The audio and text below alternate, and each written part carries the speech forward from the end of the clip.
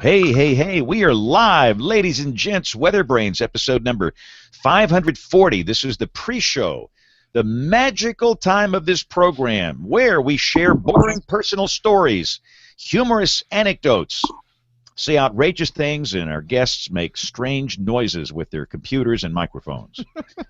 Bill, you okay there? You're struggling? I'm not okay. I'm totally struggling. So you have no microphone? Yeah, I'm working on it. I got a big microphone now. Aubrey has a bigger studio than we do, James. What are we going to do about that? She's got a big room there. We have a very large studio. Very nice. That's not fair. Well, you don't care, I know. When you get to be as cool as I do, Brian, then... that's what I strive for. I'm just kidding. I guess I should... Just to be as cool as Aubrey. Okay. Right. So how cool is it up there? Host? It's 60 right now. We hit 70 today. Wow, we hit like 85, I think. I didn't look at we're making progress because... Oh, let me read the temperatures from last week. Okay, 58, 53, 68, 55, 57, 64, and a lot of those were midnight highs. 56. Wow. All right, James, can you hear me? It sounds like the mic is under your armpit. There's no high end. Yeah, my audio is not right. All right, you're gonna be stuck with. Oh my, that's a lot of emails. Yeah. So, what is going on with the Hangouts tonight? So the lower third doesn't work. Yeah, but the lower third didn't work last week. That's and for those that are watching the pre-show here, I initiated a Hangout and I had no way of turning it on the air, making it live, and I had no way of getting the embed code for the chat room page over there. So my lower third's working. Yeah, no, everybody's working but mine. Thank you for sending your thing, Aubrey, POW. Oh, yes. Sorry. Thank you. Hope no one else submitted. It doesn't matter. I'll boot them out. Did I already send one, Brian? You're the best. I don't know. I have no idea. I'm still in Chicago from last week. I just want to know what James did to tick off John Scala. It's actually you, Brian. Yeah, I'm about to say. Yeah. Thank you.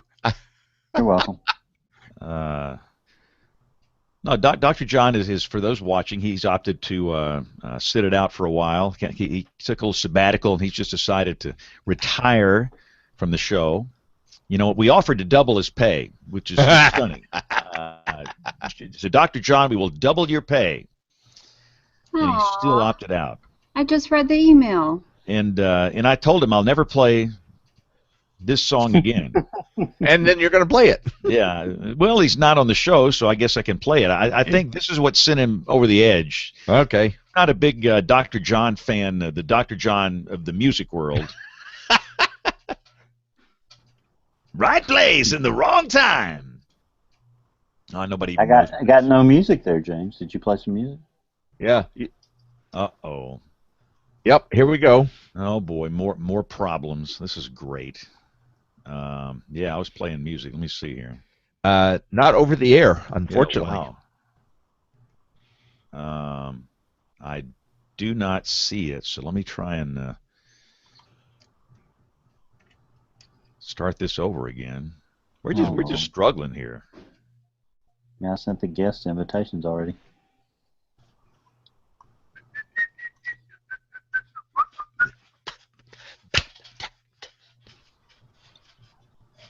Brian's excited it's Monday. Woohoo! Yeah, I've been rocking out to Telstar, the Tornadoes, and I just found hot buttered popcorn. I got all kind of problems here. We're gonna have to get that loud shirt, Brian. Thank you. There we go. Oh yeah. Now I got some music. See, that whole first set that made no sense the first time I was doing this. I was playing Dr. John, talking about Dr. John, and nobody could hear my Dr. John music, and it made no sense at all, which is right in line with this show. Let's see. Can you hear this? Oh yes, loud and clear.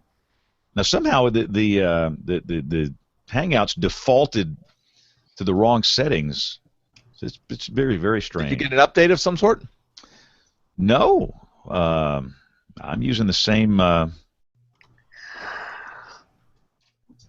only thing I'm using Chrome now. Yeah, no, that'll work. Do it. I have to have a USB. Okay. So I'm just gonna have to go with condenser mic. Will you hand me my phone? That's weird. I can't turn on the lower third. That's okay. I'll take what I've got. I just feel like we're on the edge of a total disaster here. So. Now the question is, what is the future of Google Hangouts? Google I/O. So they came out with like these multiple communication platforms. They're gonna have so many communication platforms that people can't keep up with it. They've got Allo, which will be released in June, and they got something to compete with FaceTime. I forget what they call that one, Duo, Duet, or something. And then you got these Hangouts. And you got Messenger that they have. I mean, I can't believe they're going to keep all this stuff. So if they phase out the Hangouts, we got to go to some other video platform. But Facebook, did you see this, Kevin? So you can now broadcast 24 hours a day, 7 days a week on Facebook as of tonight. That's wow. ridiculous. You can go, and it sports multiple cameras. So some knucklehead's going to have a 24-hour Facebook channel probably tonight. Who Wonder who wants the to first see one that? will be. It's sounds like a response to Twitch. Yeah, but they're so it is of right now. You can go on your Facebook, and this is not just for verified people. This is for anybody. You go on your Facebook page, turn it on, leave it on, 24/7. Broadcast your life, or broadcast whatever. So I figure soon you'll see Facebook 24/7 news channels and sports channels, and they don't do porno on Facebook, do they? They are swallowing the world. Yeah, it's very interesting. So the question is, what does Google do with the Hangout platform here? And they say, they're saying that they're going to keep it, but who knows? They had Google Wave. Remember that? They were promoting Google Wave like crazy, and then nobody figured it out, and they just pulled it. Can you embed the Facebook video player? I don't think so. I think you have to go to your app or to their website to see it. But they just put out that press release today. I'm bouncing off. Somebody's not wearing headsets here. I'm hearing myself feeding back from somebody. That's probably me. I took my earbuds off so I that's can cool. make my graphics. That's cool. I just want to be sure I wasn't losing my mind here. And we're about to join the television side. James, will you invite James? James. Bill's been in the liquor cabinet. Still got a hangover after his boondoggle trip. Yeah, all those dark and stormies I drank in Bermuda. All right. So I just invited Jane, and we'll get this sucker started. Anybody see Ginger Z on Dancing with the Stars? She apparently, like, her whole pelvis is out of shape now, rotating, and it's just bad. I mean, goodness gracious. I knew something good. Rotating in a good way or a bad way? Did she get hurt? Yeah. She was injured over the weekend, and it's just having a baby and doing all this. It's just too much for your body, and I don't know what she did tonight. It was only like 1 hour tonight, and I think they come back with a final show tomorrow night. But I don't know. I'll review the tape. But no, if you search Ginger Z injury, you'll see it on there. I'm still going to vote for her. Oh yeah, no, hey, I'm all in. These weather weenies have to stick together. Welcome to our television side. Hey, welcome to the TV world. This is WeatherBrains, our weekly Monday night party. There's no weather happening here.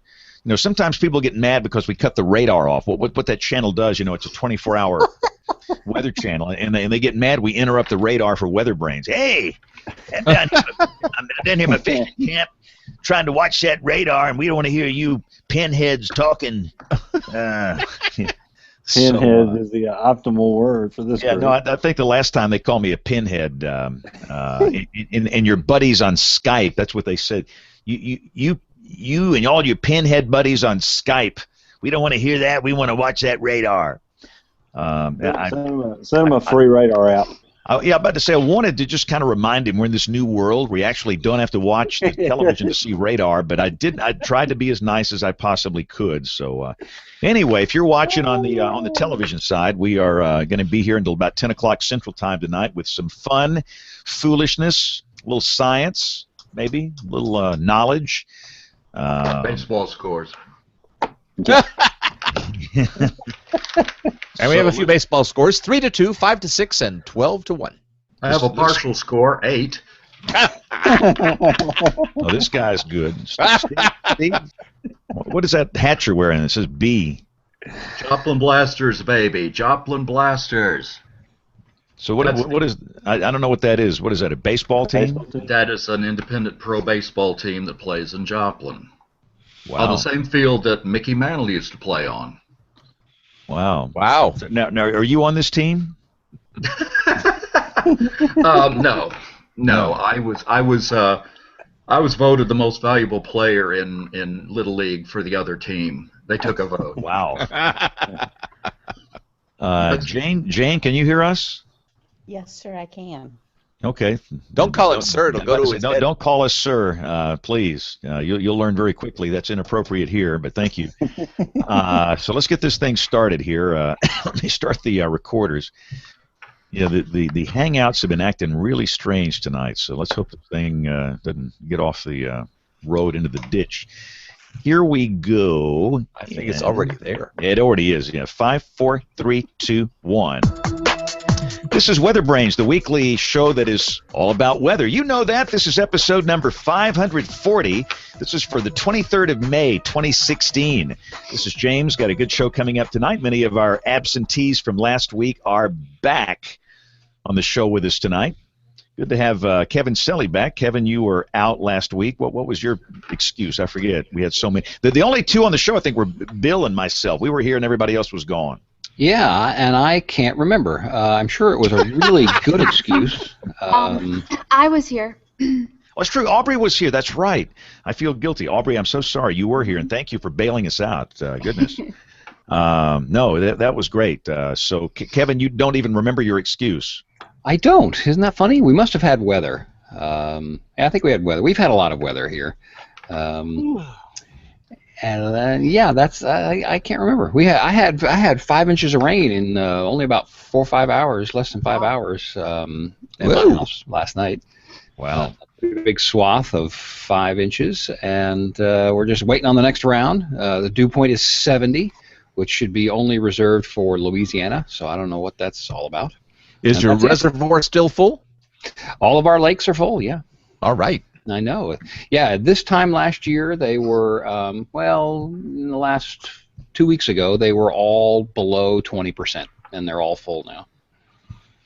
I looked at the radar. You got some big storms on the old dry line. Yeah, just out of my DMA. They're having some trouble lighting tonight. A little shortwave to see if we can get them in here. It was interesting last night, though. The little outflow boundary came and sat just south of downtown, and plenty of moisture got lifted over that while the bulk of it went off into down the Red River Valley toward Dallas and points north. So is that the dry line? I see that boundary that's west of Lubbock. Yeah, isn't that something? Yeah, it's a very nice fine line on radar there. I know. That's cool. And again, Rick Smith is working storms, I think, in his CWA tonight, so he might not be able to make it. But Aubrey, you were here last week, and thank you. And you look so lovely this evening. Oh, well, thank you. Actually, I just got an email about my outfit today. That is a very nice outfit. Is and that a positive one. This is actually another one of the Amazon dresses from the people that made the dress. The dress. It's very comfortable. It's very comfortable. Well, stand up and show it off for us for the video viewers. Oh. 'Cause I didn't know there was a second dress. It's just black on the bottom. It's not really the dress, but it's from the makers of the dress. The dress. So It's the same. it's Same. just- Tell everybody what happened on the dress that people that don't know. If you just search meteorologist the dress, this Amazon dress will pop up. It was a lot of times we like to share tips or who's having a sale or hey, I bought this dress. It's really comfortable. In our female group, and this was just one dress that everyone said, hey, it was great. It was comfortable, and it was like $25. Which is always great on the wallet, and so everyone bought one and like one of every color and a couple other by the makers, and yeah, they're comfy. They're some of my most comfortable dresses. We'll send them an invoice for this ad message after the show. Who makes these dresses? Do we know the name? It's a brand called Homey. It's like HOYEME or something like that on Amazon, But yeah, I think they've been getting a lot of business from us lately. Okay, this special brought to you by Homey. Yeah, this brings up another point. You say us because there's a super secret. Now you've just let out the secret. Super secret female broadcast meteorologist group on Facebook, isn't there? There is, and it is a group where we can talk about challenges within the field as being a woman, and also use it for words of encouragement. A lot of it is kind of, pick me up, kind of encouraging things. Maybe someone's gone through the same situation and stuff, or just encouraging each other as women. And they trash all the male meteorologists at their TV station. No, actually, we do not, because we are positive and we are about supporting each other and supporting those in the field. How many ladies in that group do you know? I think there's there's got to be close to 200, maybe a little more. Wow. The big broadcast meteorologist group's up to like 1,400 now. Yeah, this is more intimate as far as. It's not super secret conversations. It's just more of, it's not whining and complaining. It's encouraging each other because let's face it, women have a really hard time, not just in the science field, but in meteorology with critique and criticism and a lot of barriers that you have. So it's nice to have. It's a support group. It's a support. So positive and encouraging. There's no room for an accelerant then in that group. No, there's no room for an accelerant. Just checking. Absolutely not. So is the young woman at my station in this group? Do you know? I don't know. Her name is Megan. I see a lot of the ladies don't use their real name in Facebook, which I didn't know. Because I stumbled onto her personal profile and she wasn't using her real name. So what's up with that? And I think she's just trying to avoid the creepers or something. I don't know. Security is one reason. I know that's kind of why I do it. But you don't want to deal with some of those people and people following you or people from your past that you don't want to deal with. Yes. Thank you. And no, it is hard being a woman in this business, and we will never be able to understand it. We can try and walk a mile in your shoes, but we can't do that. We can kind of watch it not from a distance, from close in, but I know there are unique challenges, and I think that's a good thing. I think it ought to be secret. I mean, good for you guys. That's awesome, especially if it's positive and it's not. Those things tend to turn into a gripe fest after a while. Well, and that's what we aim not to do. It's a support group and leaning on each other for advice and words of encouragement. And there's several that are just very smart and girls that I would feel comfortable messaging privately, saying asking for encouragement. With a situation or something. So there's so many smart women. Okay, cool. All right. Well, Nate, you okay there, buddy? Nate's banging on his microphone over there.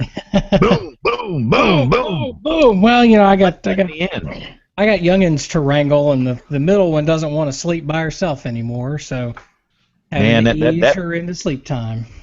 Nate's got the largest pop filter that I've ever seen. Are you trying to compensate for something? Pop. Wow. Brian Peters, your pop filter is the same, I think, as mine, right? Yes, absolutely. Show title. Yeah, we're going right down the tubes on this show. And I'm glad you asked. I had a great time in Chicago. Didn't miss you guys at all. Well, I didn't ask. I was about to ask, but I was getting there. So you bailed on us last week because you were out of town flying to the Midwest. Yes, visiting my daughter in Chicago. Had a great time. Won't go back for a couple of years. She put me to work painting. So that'll break you. Yes, absolutely. And came back to a lot of great work. Awesome. Well, good deal. We'll welcome back. And Nate, how are you? You were out last week. How's the? You getting any sleep these days with the newborn? You know, I'm doing okay. I'm not sure that my wife is, but but I'm doing all right. It's so just, what's this balloon back here behind you? Oh yes, I have a 2-year-old now. In addition to the 1-month-old, I have a 2-year-old. So that's a happy birthday balloon for my 2-year-old. Notice Nate's eyes twitching for those that are watching. You know, it's just this twitch that never goes away. Wow. How many do you have now, Nate? Is this 6 or 7? Oh, heavens, no. I have 3. Okay. 5.5, 2, and 1 month. Wow. It just seems like 6. Some days, yes, it seems like 6, but it's doing all right. Last week was the first week with my wife with us being solo without having any help around the house with the new one here, and so I was hoping to be able to join, but just it wasn't going to happen. So, and I'm on standby. If the middle one or the tall one decides to get up and they want to wrangle, then I have to go put them back to bed. So. All right. Well, let's bring in Bill Murray. Bill was on. He was in Aruba or Jamaica or Madagascar or something last week. He's back in the States now. Yeah, James. First, I had a bit of news I wanted to share with the WeatherBrains gang. Our friend and WeatherBrains alum Ken Carey, who's the commissioner of committees for the National Weather Association, involved in a lot of things in the AMS and the NWA, suffered a serious stroke about 10 days ago in Los Angeles when he was on vacation, and is still there in rehab. So I wanted to let everybody know that we're all thinking and praying for Ken in this time of trouble and getting him back to a full recovery, hopefully to have him back in Norfolk for the National Weather Association annual meeting in September. So if you want to email me, I'll be glad to send you his address where you can send him a card. I think it would be a very appropriate thing to do. Okay. So, well, I'm shocked. That is news to me. Goodness, thanks for sharing that, Bill. So go ahead and bring in our guests. Ken is a very energetic young person, and he's probably our age, but it's really shocking when you see someone our age go through that sort of thing. So it's a very serious situation for he and his family. So our thoughts are with them tonight. So anyway, James, we do have very special guests tonight. Of course, this weekend was the 5-year anniversary of the Joplin tornado. Back in May of 2011, and this weekend was the Joplin Disaster Recovery Summit. We have one of the people who was actively involved in that, and a writer also. So first I'll bring in our WeatherBrain number 1. That's Jane Cage. She's the former chairman of the Joplin Citizens Advisory Recovery Team. She is the co-chair of the Joplin Proud Committee. Jane Cage, welcome to the show tonight. Why, thank you.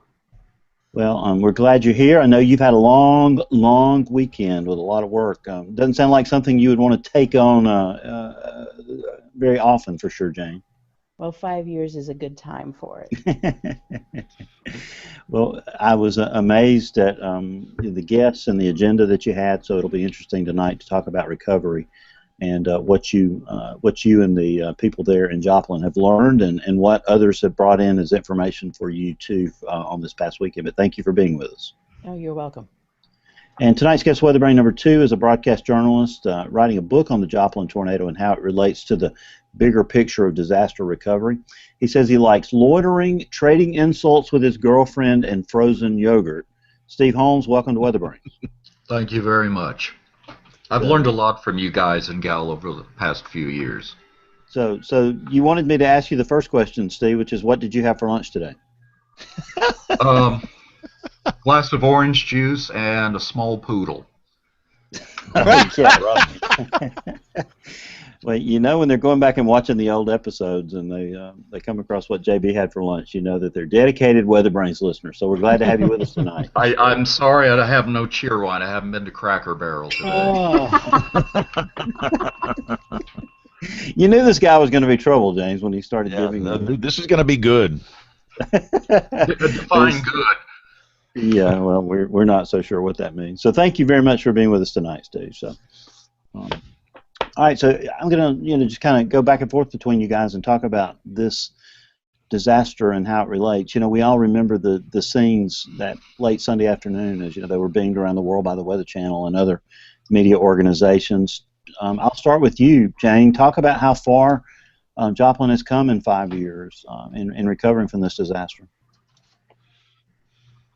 A long way with still a ways to go. I mean, I think we've made some really great strides. We have a new hospital that opened a year ago. We have our second year in the new high school. We have a lot of housing reconstructed. I mean, we have lots of reasons to be proud. We've reached pre-tornado population levels, which I'm not sure many people thought we could that quickly. Steve, add what you want to add to that. Well, there have been some stumbles in the past 2 or 3 years. It's a shame that the three people who are the public faces, the most public faces of the disaster recovery, the mayor at the time of the tornado, the city manager, the school superintendent, all I feel did great things for the city, and we owe them gratitude. All are gone now, and not a happy exit in the bunch. A sociologist said, who went through Katrina, said the shelf life of the goodwill that any community gets after a disaster is about a year, year and a half, and that sounds about right. The healing is going on for a while. Frankly, Civic Joplin, the people who were paying attention, took sides, and there was no middle ground on that. The healing is taking place now, I think. I hope we don't forget the lessons, though, that the past couple of years have taught, that you need to, I think as some people have said, you need to keep your eye on the ball. And people set aside their feuds in the aftermath of a disaster, but eventually we get where everyone wants to be, and that is back to normal. And back to normal is, frankly, being petty and squabbling. So it's just a lesson to other cities that, and this is vital. When you have a disaster, you will have unity like you've never had before, and you as leaders will have political capital like never before, and people will give you the benefit of the doubt like never before. So be very careful what you do with that, because you will never be so united again unless you get another tornado. It's interesting you mentioned that, because I was watching a webinar of a disaster conference, and the speaker was somebody from California, and he said that that something like 85 or 90% of earthquake preparedness related legislation was passed through the legislature in California within 6 months of an earthquake. And they said the timescale for that, you can't whip something up. You got to have it ready to go sort of in the drawer.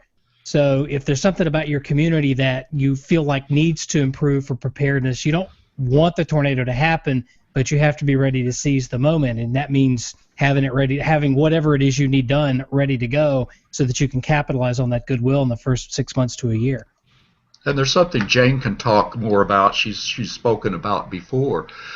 A disaster, you don't want it to happen, but it's an opportunity. Jane, would you talk about that? Sure. I mean, I would say when you think about how we marked the 5-year anniversary of the tornado, we certainly didn't think of it as a celebration. I mean, that's just wrong to celebrate the fact that something terrible happened here. But we did take it as an opportunity to look at how far we'd come. When I did my early recovery work post-tornado, it was a chance to listen to citizens in Joplin and understand their vision for what they thought a recovered Joplin could be. And it certainly wasn't for all of them the way it was before. There's certainly factions of people who would be happiest if things were exactly the way they were before the tornado, but that's just not possible, I don't believe.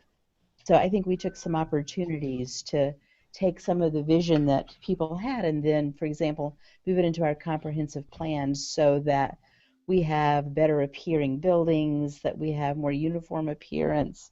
I mean, we made some changes that I think are for the good. And what you said before about it being a blank slate, it seems like every city that is hit by an earthquake or a flood or a tsunami or a tornado, it's something primal in us to want to make blessings in disguise. And one of the things that surprised me about the tornado was the sheer number of blessings in disguise. And one of them is the opportunity to make things better than they were. You're given, as I feel like it should be Jane who's talking about the blank canvas here, but you are given a chance for a do-over. That's true. We have had a do-over in a lot of areas in the way things appear. We certainly have a new concept for a high school that we never could have had before. You know, if we had stayed the way we were, you know, I've said often that insurance buys you what you have, but not what you want. So when it comes to the school system, we passed a $62 million bond issue in addition to insurance proceeds so that we could have the kind of high school that we wanted.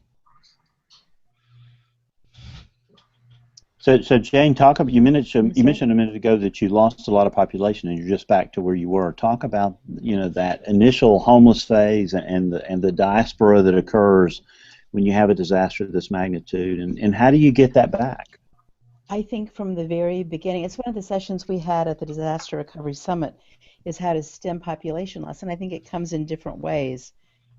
You know, for us in Joplin, we found out that people who had dispersed because there wasn't enough housing, most of them were in a 60-mile radius. We could see that from addresses that had come from individual assistance. So we knew we had the opportunity to get them back. I think the first thing we did, though, was, you know, when FEMA offers you temporary housing units, or, you know, also known as trailers to use, we knew that we needed trailers here, and we knew that we needed them quickly. So when FEMA said it would normally take 60 to 90 days to get those up, we said that that wasn't the answer that we wanted to hear, and we got those up in record time. And so we had about 575 trailers here, and they were prioritized in the beginning for families with school-age children so that we could keep the school base here. And then we've done some things with our disaster, you know, and lots of people. I mean, I had a family live with me for 4 months. You know, everybody who could take somebody in did, because everybody knew somebody who'd lost their house. You know, that's impossible with that many not to know. But at the same time, we took some of the community development block grant money that we got and to encourage people to move back into what we now call the recovery zone, which was pretty bare. We offered some down payment assistance that could be a forgivable loan, and we've helped almost, I think, 500 families with that money now. So that's been a way to repopulate that area. Cities are absolute. Oh, I'm sorry. Go ahead. No, go ahead, Steve. Cities are absolutely petrified about losing population, because think about it. They issued bonds based on a certain amount of taxable value in their cities, and those bond repayments were based on that amount of taxable value in the city. So when you have a tornado that goes through and wipes out 30% of your town, wipes out businesses, wipes out homes, they're no longer paying taxes. So cities really, really want the people to stay close and to come back, and they worry about going into bankruptcy after something like this. So talk about that gap, you know, between the time of the loss and the time the checks start coming. You know, I know there were some discussions from the speakers that you had from, you know, other disasters that occurred, and you know, from what you've learned there in Joplin. You know, how do you handle that financial gap there? How do you bridge it? Well, you know, FEMA certainly works on reimbursement. You know, they don't pay the money up front. So I would say one of the ways that we did well, two things really. One, by having reserves, of course, for the city itself. And then one of the things that happened here that I think is being replicated around the world is that, you know, we were fortunate beyond belief in that we had about 180,000 people come to Joplin to help us. And Wow. isn't that incredible? It's just an amazing number. And for the first, almost really for the first time on a large scale, we were able to capture volunteer hours. So when people would come and work, we asked people to fill out, when they worked and how long they'd worked. And we were able to turn that into FEMA and use that as part of our match for our expenses. And that match added up to $17 million of match. So, if Wow. you ever wonder if it's worthwhile to volunteer, Wow. it really was for us. So how do you manage that volunteer response on that sort of scale, Jane? We were really fortunate that AmeriCorps was here within maybe 8 hours. Bruce Bailey out of St. Louis was down here very quickly, and knew that we should start to track that. So it was really a matter of who's now our city manager, Sam Anselm, was our assistant city manager then, and he was in charge of managing the volunteer effort, and all of the organizations that came in cooperated in turning in their hours. But if I think about the number of hours that people worked like me, who went down the street and helped and didn't always log myself in, it could have been even more. So you mentioned, the importance of, having a plan. Steve, you studied these things. Do cities like Joplin all over the country and in areas that are, potentially vulnerable to such disasters, do they have plans of this magnitude that cover all the things that can occur immediately, during and after a disaster? Bill, no one has a plan for all the things that can happen immediately after a disaster. Keith Stammer, the emergency manager for Joplin and Jasper County, said he talks in a lot of military terms, and he said the battle plan never survives the first clash with the enemy. And you can plan for an EF0, you can plan for an EF1, but an EF5, how do you plan for something that destructive? And should you? I mean, how many EF5s are there a year? You guys know that better than I am, but I've heard of the order of something like a half of 1% of tornadoes. Do you spend a lot of time and effort and money putting together a plan for something that's almost certainly not ever going to happen, but if it is, it's destructive as all get out? Or do you plan for the much smaller disasters which are likely to happen? One thing that I heard from an emergency manager is talking about the boom or bust cycle in planning for disasters. Right after something really bad happens, everyone's interested in trying to prevent it again. But if it's been a relatively calm time for a few years, it's tough to get people to the table. So, you guys covered a lot of things that are very practical in the summit. I was amazed looking at the agenda, but something is as basic as talking about the roles of police and fire in the hours and days immediately following the disaster. Talk about the lessons that you learned there and what you drew on from other cities that have been through similar things. Jane, why don't you hit that one? Sure. I would say that Chief Roberts, who was our police chief then, and Mitch Randalls, who was our fire chief, when I talked with them about that session when we were starting to plan, I would say that number one, they both decided that they should stay in their own lane, which meant that the police department decided that their job wasn't search and rescue, and the fire department decided their job wasn't to maintain order. So, by dividing those responsibilities and doing it well, I think it helped our recovery that we had very little looting overall, to what it could have been, and we were able to manage the search and rescue side in a really efficient way. Of course, a lot of help comes from the outside, and it comes quickly, and it can be chaotic. And I would say any theme that ran through the Disaster Summit was that relationships are important. And Keith will tell you, that our emergency manager, that when he walked into the EOC that night, there wasn't anyone he couldn't call by first name. And a lot of the people that came to help, they were able to help well because they had known each other before it happened. One of the problems the night of the tornado and the days after were spontaneous volunteers, people who just showed up because out of the goodness of their hearts they felt that they had to help. But what do you do with them? What is their skill set? They're also coming in and they're competing for food resources. They're competing for places to stay with people who have been made homeless by the tornado. But it is a very powerful primal need, and you see it in every disaster, to go do something. It's like it's this amazingly destructive thing over which we have no power. And yet, if we go and we try to fix things, we get some power back. Reading the Facebook posts that night, they kept saying, "Do not self-deploy, do not self-deploy."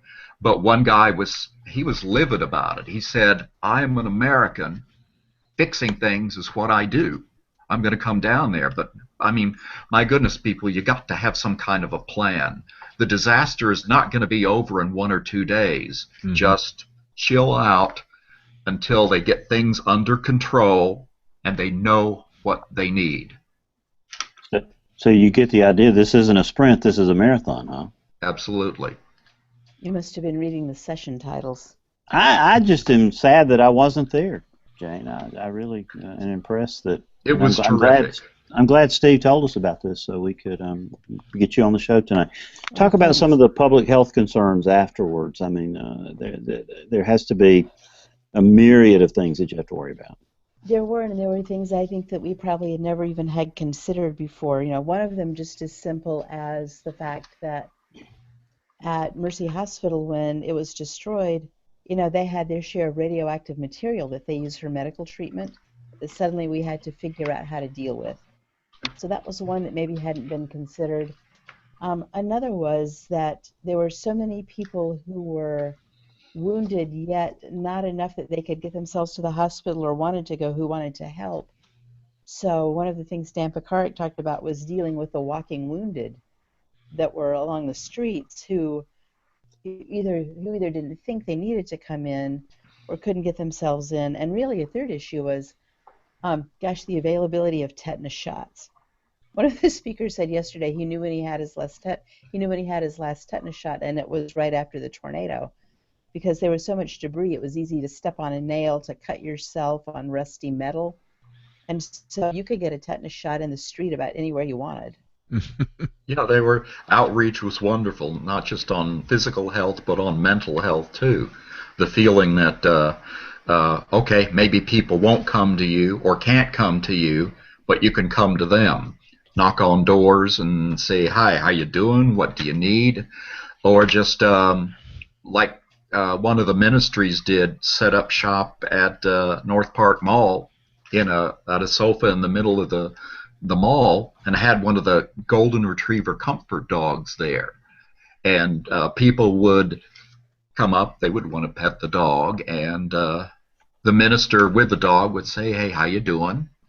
And that's how a conversation got started. So a person who would never go to a therapist, would never consider that, was getting what they call stealth counseling.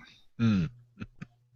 So talk about the mental health resources that it took to deal with this trauma, in the short term and the long term. That's an excellent example right there, but what others are there? Well, there was a lot of work done in schools. Teachers had to be trained how to be sensitive, how to recognize the signs of trauma, not just in students, but also in each other. You get a lot of susceptible professions susceptible to secondary PTSD. They weren't in the event themselves, but like doctors, nurses, first responders, teachers, bartenders, cab drivers, hotel maids, people who hear so many stories that some of what the survivors faced rubs on to them. The Ozark Center did a tremendous amount of outreach. Jane, you may know more about that than I do. I may. There was they got a grant, and they instituted a concept called Healing Joplin, where all of their volunteers wore the same blue T-shirt, and they went to public events, they went to the mall, they were out. So that was one place they could be easily seen. I would say we had an art therapy for kids called Art Feeds that really blossomed post tornado to give kids a way to express their emotions. They were in all the elementary schools, and then the schools had a counseling program that continued for maybe 3 years before that grant ran out. And there's still hope needed. There's still help needed. This is going to be the most important thing I'm going to say tonight. Mental health expert I know who has gone to disasters of all types around the world said that suicides among first responders peak 7 years after the event. It takes that long for marriages, for relationships, for careers to spiral out of control to the point where a person feels it's no longer worth going on. What that means is that the tornadoes in Joplin and Tuscaloosa, they can still take lives. The winds have been gone for years, but we need to be vigilant. And so, what is still going on today there officially, other than the things you just mentioned, Jane, that looks toward that for first responders and people that were maybe immediately affected right after the tornado? One of the things we did, I worked on the committee for the 5th anniversary, was one of the activities was we had an activity called Journal Joplin, where we offered 161 journals out to the community so that they could write about their experiences and use that as a way of healing. But I would say a lot of organized programs have certainly probably ended by now. Mm-hmm. Well, that's a good point, Steve. At this late date, when someone has a sign of an emotional problem, the tornado happened 5 years ago. People are not going to make the connection between what's going on today and what happened then. I think, and Jane, you may know more about this than I do, I think the city council recently, or the city received a grant that will go on to the Ozark Center for some of the counseling programs to either continue or be renewed. That was just in the past couple months. Okay, I don't know about that specifically unless it was something to do with community development block grant money. I'm not sure. But the resources, like you said, the programs end and the need is still there. I think it's important when we think about this summit and what we heard. One of the phrases that we heard repeated every time is that really disasters begin and end locally. That when a disaster happens, it's up to the people in the community to be the very first responders, and then there's a time when there are a lot of agencies here, and then at some point they go home, and it's up to the community to finish the recovery itself. Now, Jane, I'm sorry, Steve, go ahead. One thing that the leaders of Joplin made clear, following up on Jane's point, is that they were in charge. FEMA came and said, how can we help you? And it was the city manager and the other city officials who directed FEMA. It wasn't a case of where FEMA came in and said, do this, do this, do that. So, yeah, there will be a time when FEMA goes, but it's been, I don't know, it struck me what kind of pains they were taking to show that they were not the FEMA of 2005. Wow. So that sounds like that Joplin had a good experience with the federal government in this situation. Well, I tend to poke around and look for the negative stuff. That's part of my job. But you'll find it tough to find a city official who will say anything bad about FEMA. Now, if you get them drunk, I don't know what happens. Oh. Truth serum. That's Brian's job, to get them drunk. So, new show title. Yeah.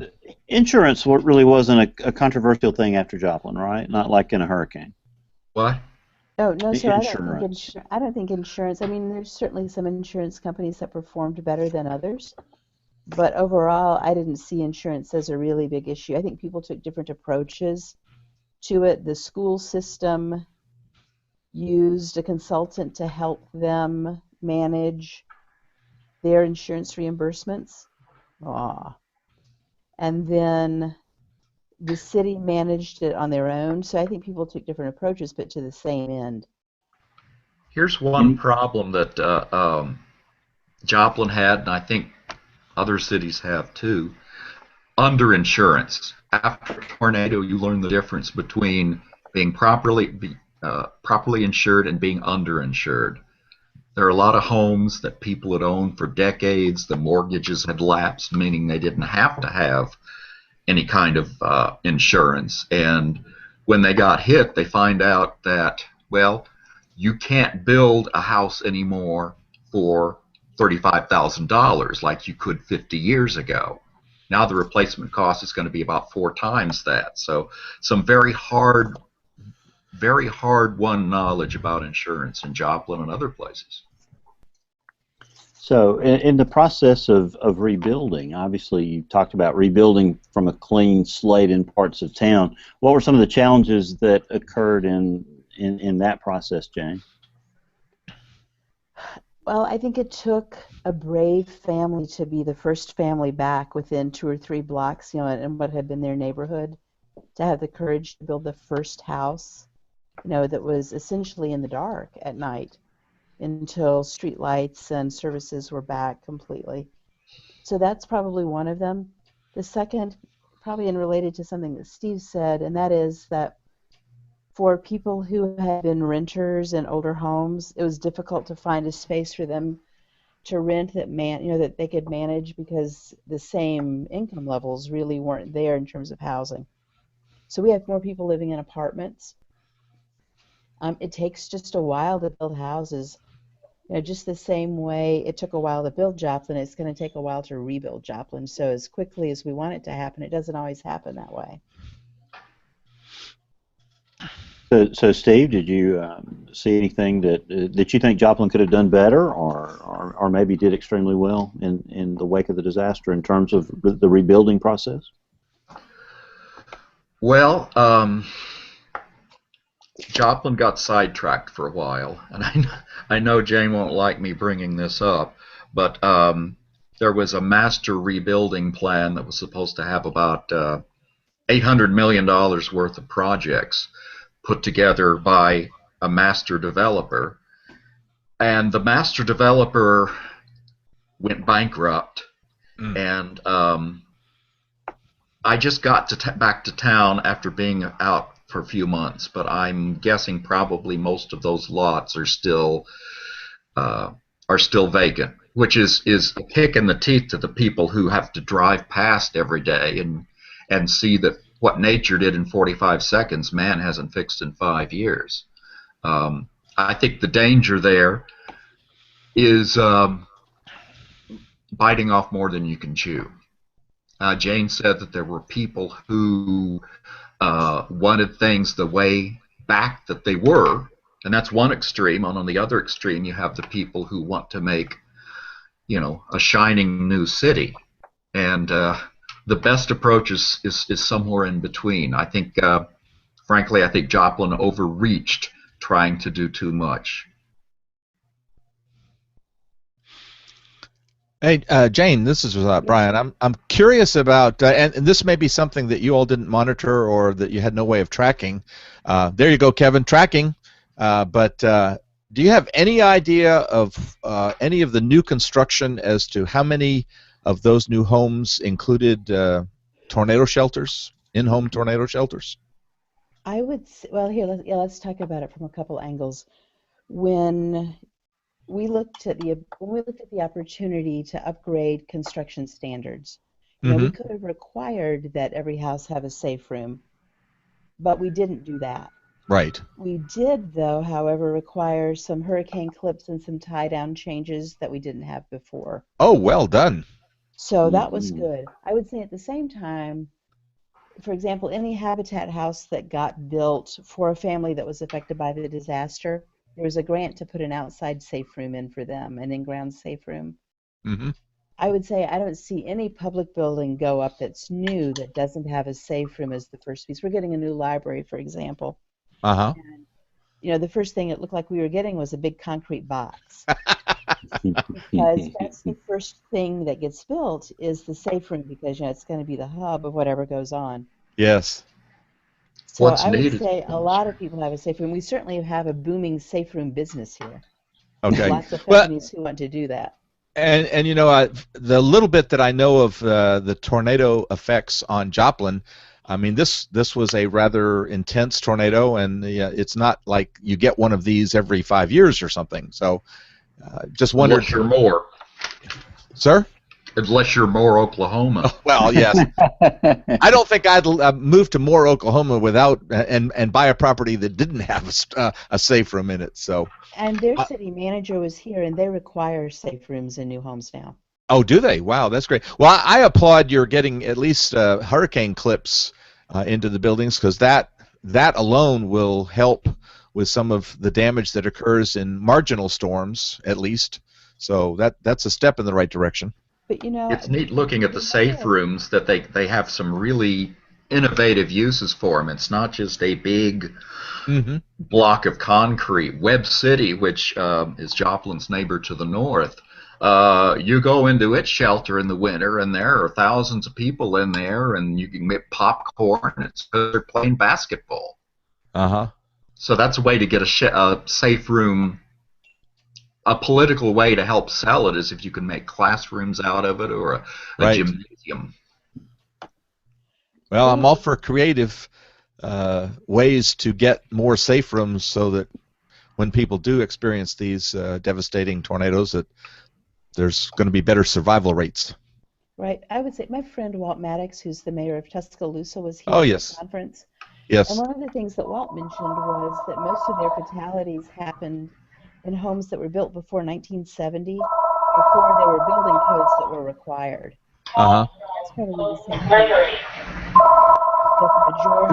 thing. Who's phone? Wait, I'm sorry, we can't hear. Okay, I'll get. Wow. Whose phone is that? Not me. I assume it was Steve, so I just muted Steve. So I'm sorry. That's the kind of phone I need when I fill in on the morning shift to make sure they wake me up. So here's what I was going to say, and that is that, you know, Walt said the majority of homes that had fatalities were built before 1970, before there were building codes. If you look in Joplin and where the path the tornado took, it took a path across a lot of our older housing stock that was built in the 30s, 40s, 50s, and so it didn't have the kind of construction that could withstand a tornado as well. And another piece I think related to Joplin is that, you know, we're a community based on mines. You know, our start as a city came from lead and zinc mining, which means we have really rocky soil here, and it's not that easy to dig a basement. Right. So, you know, maybe 13% of all the houses in Joplin have a basement. So that also impedes your ability to get below ground. Right. So, Jane, you had bunches of people like Walt Maddox who came to town and talked for the summit this weekend. Talk about some of the most interesting takeaways that you heard from some of those presenters, and then I'll ask you the same question, Steve. I had a lot of great people that were able to come. I had Steve Eady, the city manager of Moore, here. I had Sandy Fowler from Cedar Rapids. I had Bob Dixon, the mayor of Greensburg. I had a city councilwoman from Minot. And then people from Pilger and from Bologna. So we had a really broad range of disasters, because I didn't think the disaster summit should just be the Joplin story, because everyone has great ways to contribute, and their lessons learned may not be the same as ours, but that doesn't mean they're any less valid. So I really thought on the Road to Resilience panel we had, that was also a FEMA webinar, that if I looked at the takeaways from that, you know, one was something I mentioned earlier, that disasters begin and end locally. You know, another from Walt was that Walt said, you know, no matter who comes to visit you, whether it's the federal government or a contractor or anyone else, that they're not going to be able to fulfill necessarily their promises in the time frame that you'd like, that everything takes longer than you think it will. And that's been a hard lesson I think, for us to learn in Joplin is that everything takes longer. You know, when Steve mentioned the master developer idea, when we wanted to make something new, if you think about it, in a neighborhood, we had a lot of 50-foot lots, and they were all owned by individuals. So to turn that, for example, into a bigger schoolyard, we had to buy up a lot of 50-foot lot properties, and that took a while. And it took a while for a lot of that to happen. So I would say time is one of the things they also mentioned. And of course, everyone mentioned kind of self-care, the things that Steve mentioned, that you have to take care of yourself and your employees. And they also said take your time, because people want to make some decisions quickly, but sometimes the quick decision is not always the best. Steve, anything that you walked away from the summit that really surprised you? Not surprised so much as impressed. I skipped the rest of the commemorations because at some point they all start to sound the same. We were hurt real bad. We're still hurting. We're getting better. We're on our way back. But the disaster summit dealt with the nuts and bolts of how you get back. And Jane and the city deserve a ton of credit for turning our tragedy into something that could help with other cities. I mean, other cities that have had disasters or haven't had one yet, you never know whether a quick exchange that doesn't seem like much of anything could somewhere down the line save someone's lives.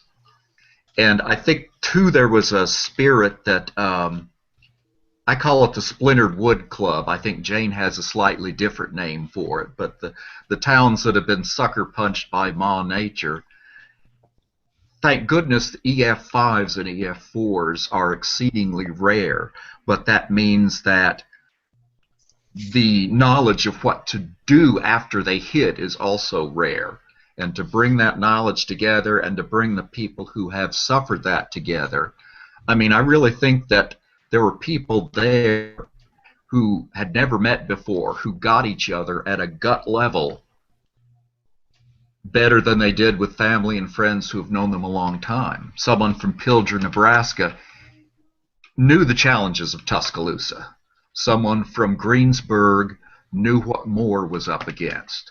And to have that kind of communion is the only word that comes to mind. It's very special. Well done, Jane. No, thank you. So Jane, one of the first things we all do whenever a disaster occurs is, a lot of us, open our wallets and donate money, to different organizations. Talk about the the process of managing those donations, and how do you do that well? Well, not just money, but goods as well. And it's interesting. People want to clean out their closets and send their old clothes whenever there's a disaster. And I think what they don't remember is that they don't want to wear them, and not everyone else wants to wear them either. Even at the Humane Society, they got a shipment of blue jeans, which seemed so unlikely. So we called it jeans for dogs. What do they wear them on 4 legs or 2? How does that really work? It just didn't make any sense. People send water. We had water sitting in cases on the street corners here. And really the best thing to do is to send cash. Amen. And gift cards that people can spend in ways. But what it takes is, if you're going to send cash, number one, you have to be able to send it to organizations that are ready to receive and work with it. Mm-hmm. In Joplin, we didn't have a city foundation set up ready to take money when it came in. And so we had a session on philanthropy giving at the summit so people could understand the importance of kind of building a pre-relationship, for example, with the community foundation, so that there was a way to get the money and a way to put it in a way that would honor the contribution that was there. So that and was not do a concert really with the money, right, Jane?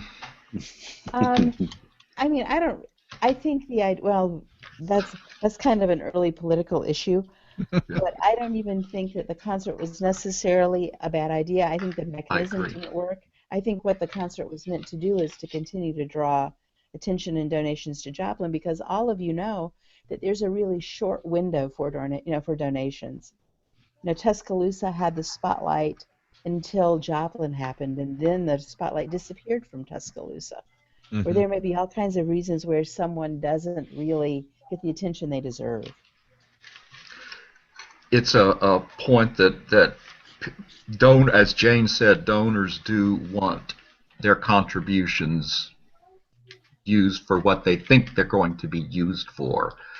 On the clothes issue, that has been a thorn in communities' sides since the 1800s. People send clothes. People send used clothes. And once my mom's condition stabilized, she was in the Walmart that came down. I started volunteering at a relief center, and one of my jobs was to move boxes of clothing to classrooms to get them out of the way. So please, please, no clothes. Thank you. Please. Brian sent up his entire selection of Bermuda shorts and black socks. And right, black right socks, after the yep. disaster. Very Oh, I good. can wear those. One term I saw in the agenda that I thought was interesting was swarm intelligence. Talk about the Yes. lessons that came out of that concept. I thought that would be fascinating. It is really fascinating. We were really fortunate to have as our keynote Dr. Leonard Marcus from Harvard, who's the co-chair of the National Preparedness Leadership Initiative, which is kind of an executive education course meant for government officials to learn how to cooperate in times of crisis. And so they have two concepts. One is meta leadership, which is how leaders lead during a disaster. But the second is this idea of swarm intelligence, and that is sometimes even when there's no one in charge, people understand how to behave and lead. So without a declared leader, they use the example of the Boston Marathon, that it was hard for them to say who was in charge, but everyone made happen what needed to happen within their realm. No one exceeded their authority. Some examples were people were ready to donate anything that they needed to another agency to make it work. They didn't place blame. There was just kind of a natural hierarchy of how things worked, and it worked well. And he was a tremendous speaker.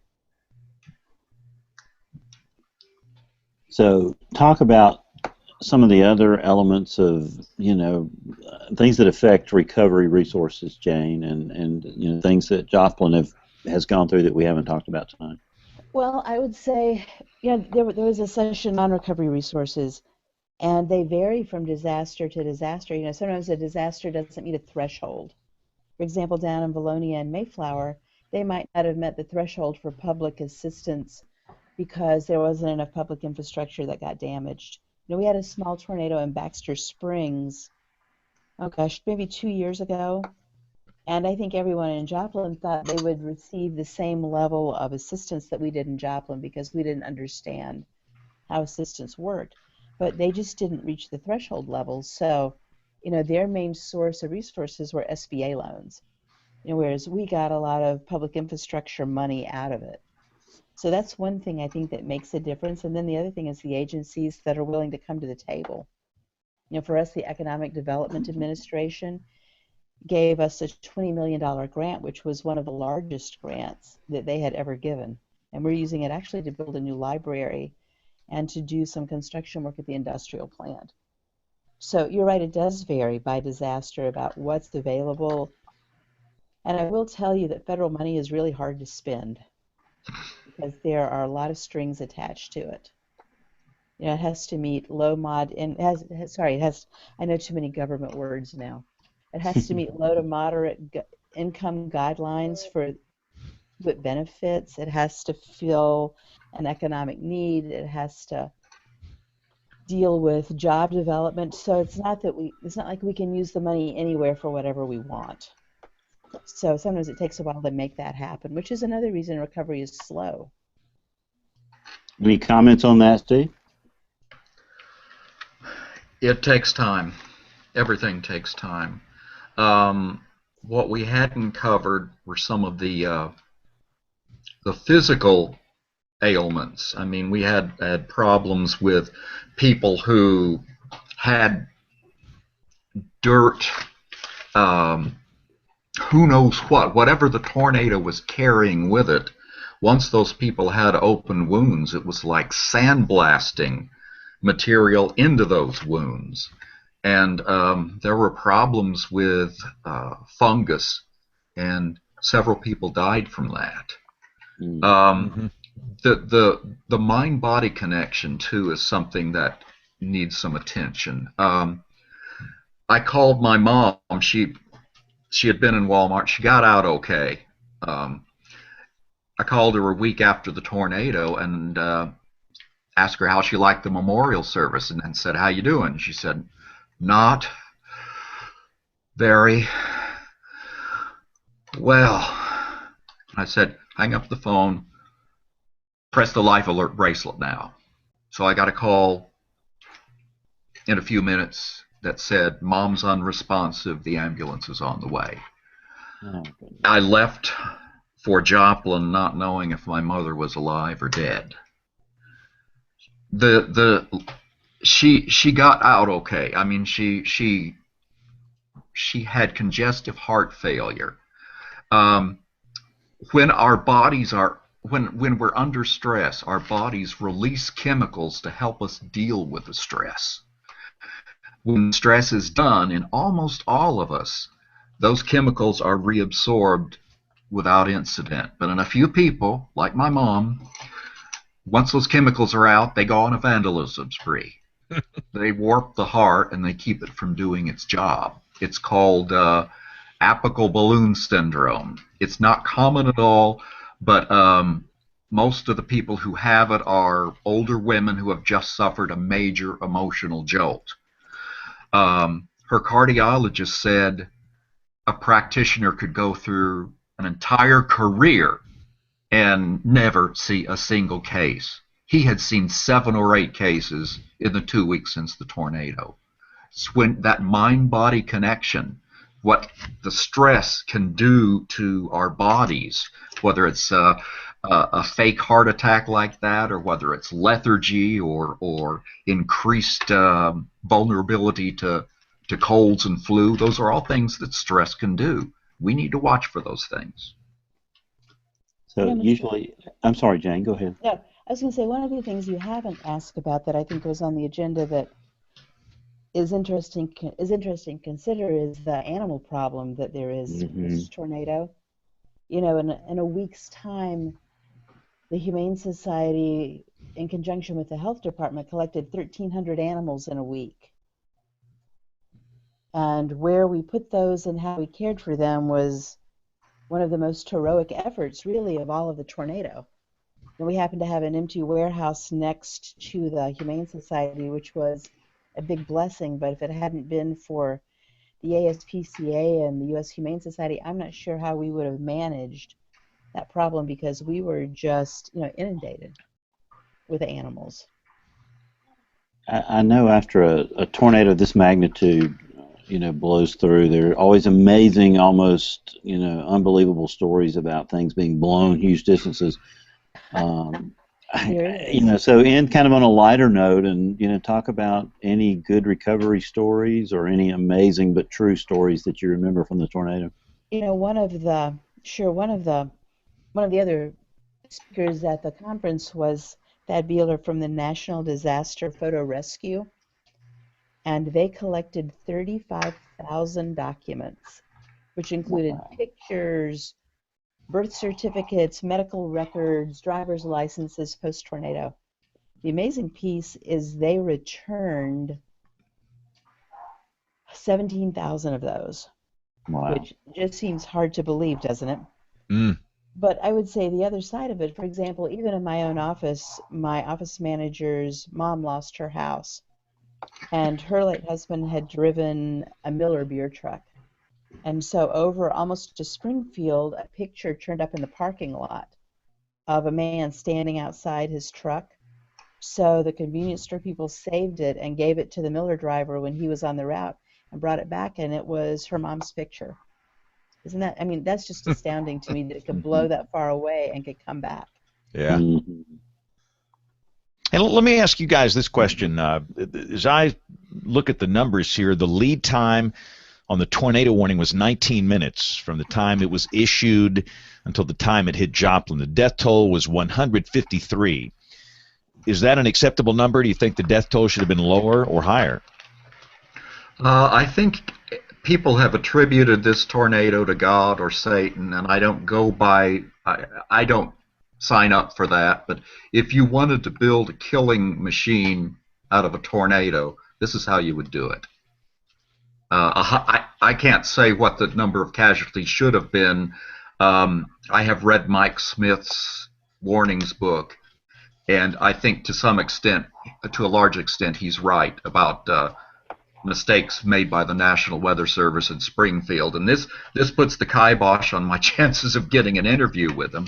But you never know what would have happened had the language been clear. 161 people, no, that's not an acceptable death toll any more than the Alabama death toll was acceptable. But some people have said, and I think they're right, you put an EF5 through a heavily populated area, you're going to have a lot of people die. I don't know what the Weather Enterprise could. I don't know what the Weather Enterprise could have done to do a lot about that. How would you grade the Weather Service and the local broadcast media in disseminating the warning? I'm sorry, we got a bad connection here. I can't hear you. Oh, go ahead. We're just talking between us girls. Go. Okay, between us girls. The National Weather Service, Mike is right. They misidentified the direction of the tornado a couple of times.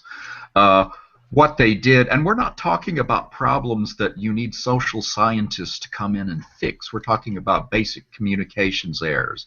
There was one that, as a former journalist, just infuriated me. They said, I think it was at 5:38. They said the tornado was 6 miles northeast of Galena, moving into the city of Joplin. Well, Galena is west of Joplin by about 6-7 miles. The tornado's already gone through Galena. Forget Galena.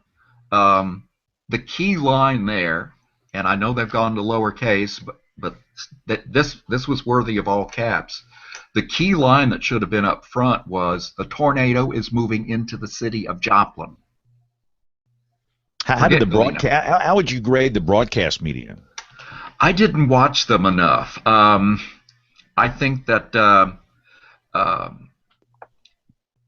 I think Channel 16, they're the ones who had the picture from the tower cam. The young lady who got on there, a young meteorologist, and said, "Take cover now." There are a lot of people who credit her for saving lives. I know that there was another chief med around here who had a real go-around with the National Weather Service, and frankly said the NWS blew it. So I don't know. I didn't see enough of their coverage to really give them a grade. What Mike in his book said is that a lot of local Mets are unwilling to go against the National Weather Service line. And was that the case here? I don't know. I suppose it's possible. I would love to see the coverage from a couple of hours before. But does this mean, is this an answer? That's close enough. Jane, what are your comments on the performance of the National Weather Service and the broadcast media right before this thing came into town? Well, I certainly don't think I know enough to judge.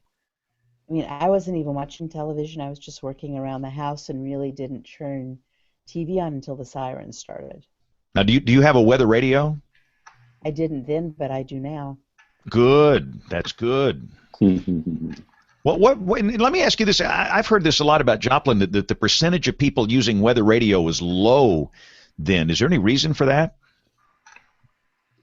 Probably not any different than the reason that it happens everywhere, and that is that people didn't think it would happen to them. I mean, I've lived here since 1978, and tornadoes have been around us. But, in the time I've lived here, never through Joplin. So I wasn't remember the really one sure in what would happen. 71. Well, you must be older than I am. But, Ring the bell. Here we go. One of the groups that came to town to study the tornado, I think it was the National Institute of Standards and Technology, they looked at what happened with the buildings, but they also looked at people's responses, and they had some statistics that said since 1950 there had been 82 EF2 or greater tornadoes within 80 miles of Joplin, or something like that. And the takeaway I got from that was, wow, a tornado could hit here. But the takeaway that they said a lot of people got from that was that, well, they go everywhere else, but they don't go here. Yeah. And I'm not aware of any natural legend or spell of Harry Potter that's supposed to keep them away. I grew up here, and I never heard of anything like that. But we have an optimism bias. I mean, bad things happen to other people, not us. Yep, I totally agree. Listen, we have to take a break here, and again, if you can, Steve and Jane, hang with us. We're going to have Professor Peters in WeatherBrains 101. We've got Tony Rice in the Astronomy Report. We'll come back with the Weather Roundup. We'll do some email, picks of the week, and much more as WeatherBrains rolls along. WeatherBrains 101 with Professor Peters. Hard to believe that we're coming around to the start of yet another hurricane season in the Atlantic Basin. But the 2016 hurricane season will begin in a little more than a week. Forecasts generated so far indicate the potential for a more active hurricane season than we've seen for the past several years. And with each storm, weather enthusiasts will be watching the various models for the future track of each storm, including the official hurricane track forecast, which comes from the National Hurricane Center located in Miami, Florida. One feature that you see with each hurricane forecast graphic is an expanding cone along the anticipated track of the center of the storm. So just what is that expanding cone? The cone represents the probable track of the center of a tropical cyclone and is formed by enclosing the area swept out by a set of circles along the forecast track at each time interval. The size of each circle is set so that 2/3 of historical official forecast errors over a 5-year sample fall within the circle. This cone may also be referred to as the cone of uncertainty. The circle radii defining the cones in 2016 for the Atlantic Basin start at 30 miles at 12 hours, 49 miles at 24 hours, and so forth out to 237 miles at 120 hours. Those are all nautical mile errors, and a nautical mile is just slightly larger than a statute mile, which are the ones we typically deal with on a daily basis. The margin of error is measured by circles radiating from the forecast location of the storm center and then smoothed to form the cone you see along the forecast track. Now, weather forecasting is still an inexact science, but it does continue to show improvement as our understanding of the weather improves. This is especially true of these errors associated with hurricane forecasts. The current errors are approximately half of what those errors were in 1990. If you have a question about the weather, drop an email to question@weatherbrains.com. Looking beyond the atmosphere, here's Tony Rice with your Astronomy Outlook. About every 26 months, Earth catches up with its red neighbor. This places Mars and the Sun on opposite sides of Earth. Yesterday, May 22nd, was that point of opposition. This week, Mars will rise in the east as the Sun is setting in the west, stay up all night, and then set in the west just as the Sun is rising in the east. If Mars and Earth were in perfectly circular orbits, each of these oppositions would be as close as the two planets could get, but they aren't, so it isn't. Earth and Mars have elongated orbits. Mars much more so than Earth. The amount a planet's orbit is elongated is measured by its orbital eccentricity. Earth is nearly circular with an eccentricity of less than 0.02. 0 is a perfect circle. Mars' orbit is about 5 times more elliptical at 0.09. The point where that stretched orbit is closest to the Sun is called perihelion. In Mars' case, perihelion is a full 26 million miles closer to the Sun than the farthest orbital point, aphelion. Easiest way to remember the difference is aphelion is the furthest away. When opposition and perihelion happen at the same time, then you've got perihelic opposition, and a really big, beautiful Mars in the evening sky. But not even all perihelic oppositions are created equal. Once you factor in the tilt of the Mars orbit to Earth, all that gravitational tugging of the other planets, especially that big bully Jupiter, even some perihelic oppositions are closer than others. Take, for example, 2003. That opposition brought the closest approach of Mars in almost 60,000 years. This record will stand until 2287. All math aside, this week and the next few weeks are a great time to view Mars.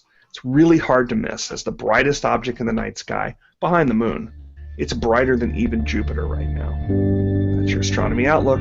Follow me at RTP Hokie for more spacey stuff like this. You know, I have a funny feeling that Aubrey just might have some email for us this week. Letters. We get letters. We get stacks and stacks of letters. Yes, I have letters, and let me plug back in. I'm tied to my computer. So, do we make the staffing announcement yet? No, we have not. Should we start with the new staffing announcement? Let's do it. All right, we're going to start out on a very, very, very sad note. Dr. John Scala has had to take his temporary time away from WeatherBrains and unfortunately make it more permanent. He is a very, very busy man, and we appreciate him and his time on WeatherBrains. I think Brian made him mad. Brian, did you do something to make Dr. John mad? Not to my knowledge. I mean, even I promised I would never, ever play this song again. I think that's it. Yeah, I think maybe it's playing the Dr. John song when Dr. John came on. I don't know. I mean, no, John was a great contributor to the show, and I told him he's welcome back anytime. Anytime. So, anytime, you know, he wants to come on the show, he's here. But yeah, we will miss John greatly. He provided a voice of reason sometimes in a sea of insanity here. So maybe he just wasn't insane enough, huh? That's true. He probably took a good hard look around and look at the people around and thinking, maybe I don't want to be associated with these guys. So we'll definitely miss Dr. John, and of course he's welcome back any time. So I will make this quick because they are rolling in for a show. I missed an email the other day. This one is from Bridget, who lives on the Oregon coast. Bridget loves weather and loves listening to people talk about the weather, and her suggestion is to have a little bit more about weather history, both the weather itself and the history of forecasting. Enjoy any records and stuff like that, and of course Bill's always very good, our weather historian, and I love weather history also, so I find that topic very fascinating. So thank you for watching, Bridget. We appreciate it. And we also have an email from Steve Glazer. Congratulations to John Matthews, the chief meteorologist with CBS 12 in West Palm Beach, who is celebrating 40 years with their station today. So congratulations, 40 years. Wow. Goodness, that goes back to 1976, huh? Is that right? 86? 76. Wow. Is that when they would write on the boards backwards? You know, I came along in 79, and I was not writing backwards. I was not that good. I had to work with a magic marker, you know, in a plexiglass thing for a year, and then we got an Apple IIe, so I had 1 year of that. That'd be kind of interesting. So thank you so much, Steve, for sending in that email. Of course, congratulations to John Matthews in of course, all those years, and much respect.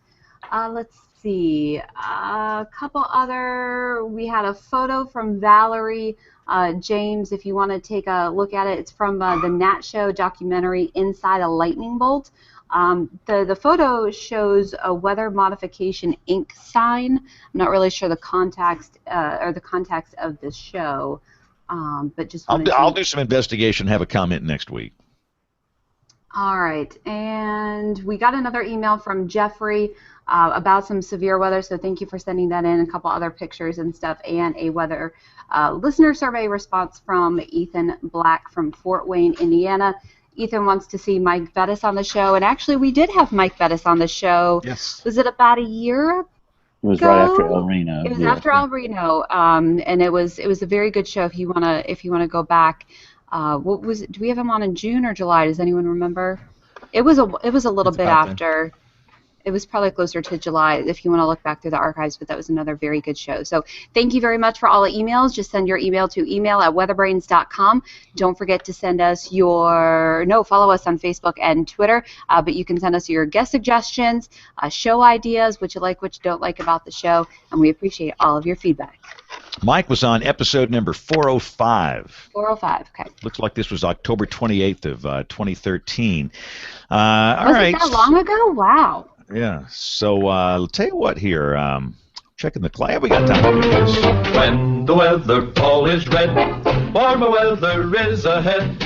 When the weather ball is white, colder weather is in sight. When the weather ball is green, no change in the weather is foreseen. When colors blink by night or day, precipitation's on the way.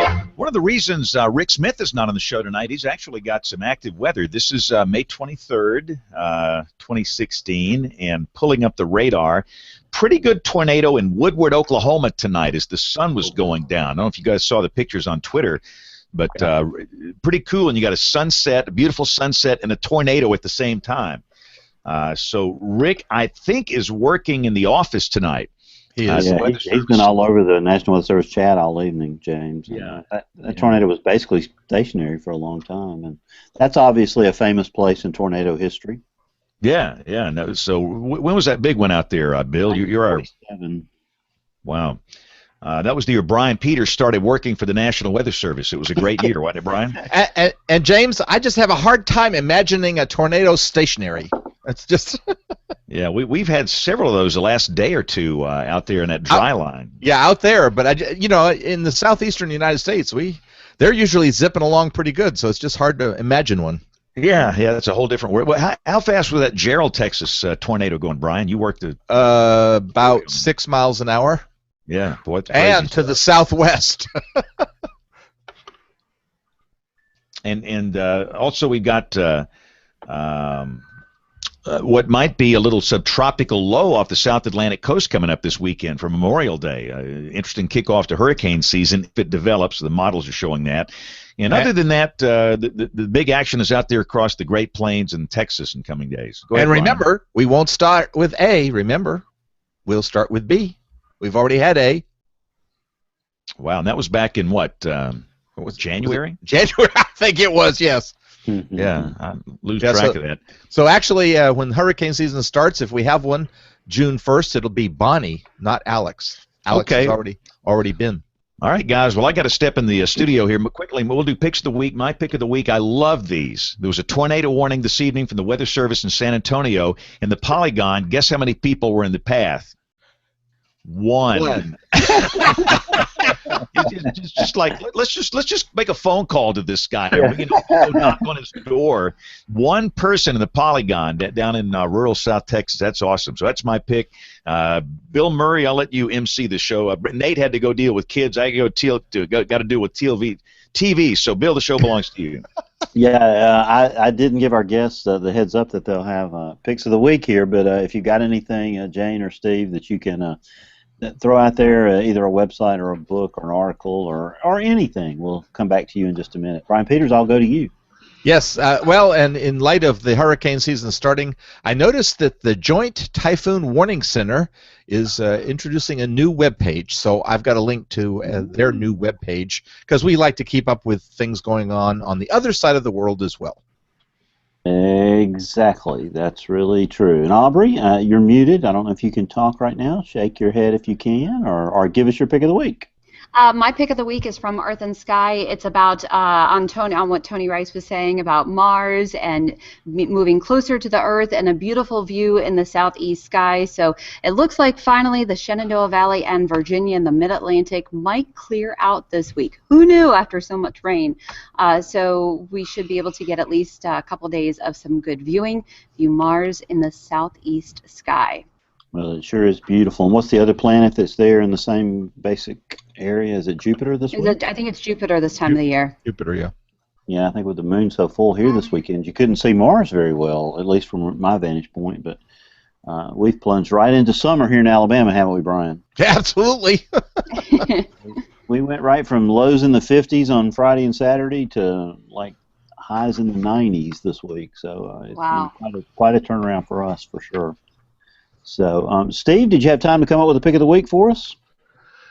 Yeah, I'm trying to avoid the foghorn. I don't have the address of it right now, but there is an article about a tornado, a fatal tornado that hit in India, and the warning arrived about 3 hours after the tornado. Ooh. That's not a good lead time. Indian bureaucracy is famous for being bureaucracy, and there was another story about a guy who got fired after he skipped work for 35 years. He showed up about 1962, and he kept finding reasons not to show up, and then 35 years later they said, "We've had our fill of you, dude."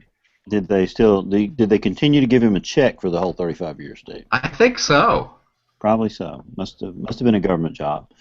Indian government job.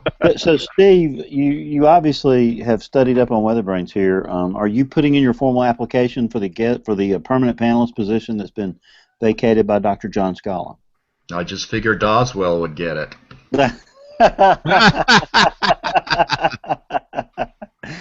Well, there's one thing I can really appreciate about the Indian culture, and that's the food. I've got a refrigerator full of it upstairs. So Brian Peters is a big Indian food fan, too. Oh, yes.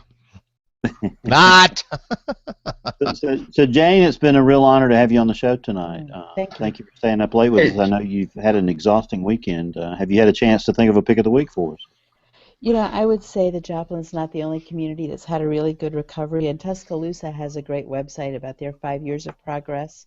Tuscaloosa, the number 5, YRSFWD.com, so 5 years forward, or you can go to their main website and hit it. But when I looked at it, I was pretty inspired by what I saw there.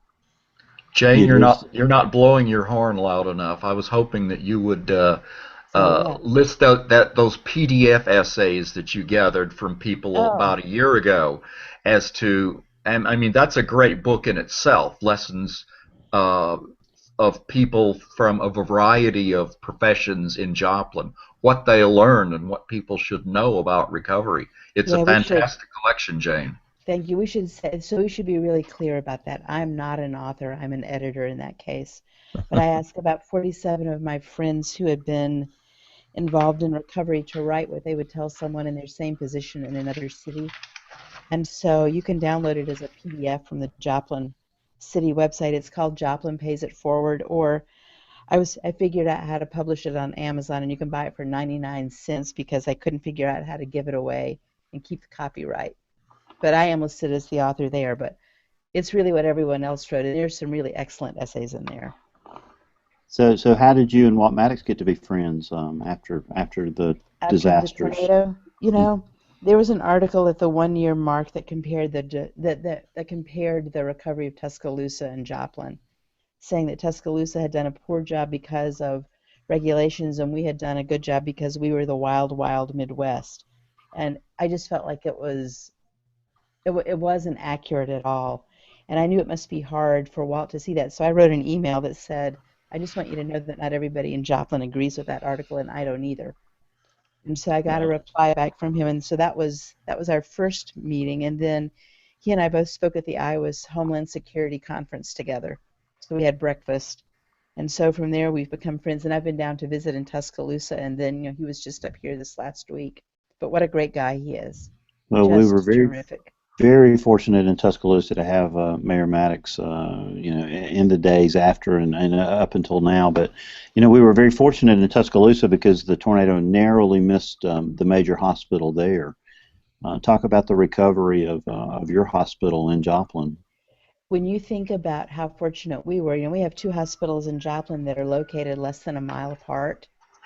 And if the tornado had just been a little more south, we would have lost both of our hospitals, which would have meant total devastation for us because there wouldn't have been anywhere to take people.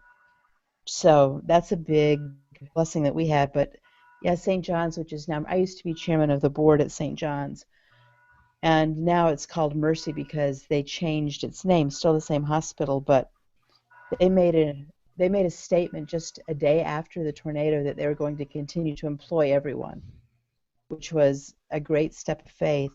And so within 7 days, we had a MASH hospital, which was a tent hospital.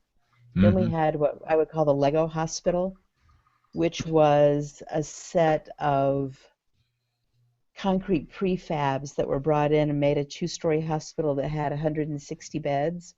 Wow. And then just a year ago, we opened a facility that cost about $500 million to build.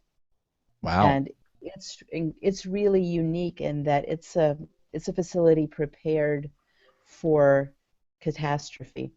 They invented glass for the upper floors that can withstand 250-mile-an-hour wind. All of its power plant and the connection to the power plant is all underground because one of our problems in Joplin is that it blew the generators away.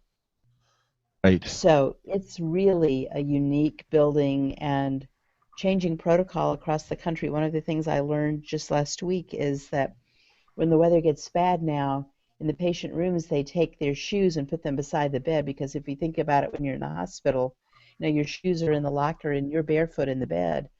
And post-tornado, a lot of nurses gave up their shoes so patients could get down the stairs. So that's a small thing, but it'll make a big difference, in a lot of other places. So I know that a couple of documentaries were featured at the summit. Talk about those and what those have meant to the community. There's been a lot of documentaries about Joplin over time. There's a really great one from National Geographic called Witness. We showed two.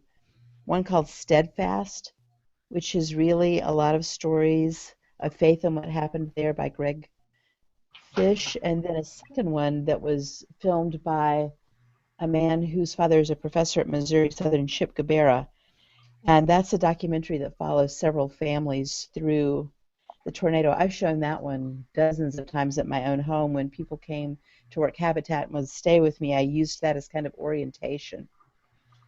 And I still cry when I watch it. When one of the ladies talks about the fact that her dog was badly injured and was dying and they couldn't help him in any way, and a man came up and offered to shoot the dog and put it out of its misery. And she talks about how hard that was for her. So there are 1,000 stories, and that's just one, but that was a really meaningful documentary. Well, I'm sorry, Steve, go ahead. That's something that needs more attention, is the role of arts in healing, not just for the audience, but for the artist. I mean, there have been paintings, there have been murals, there have been film documentaries, there was an orchestral work that was written by a well-known composer for he grew up in this area, lives in this area, Hubert Bird, and he broke down and cried when he saw what Joplin had become. And it includes spoken word, it includes choruses, it includes an orchestra.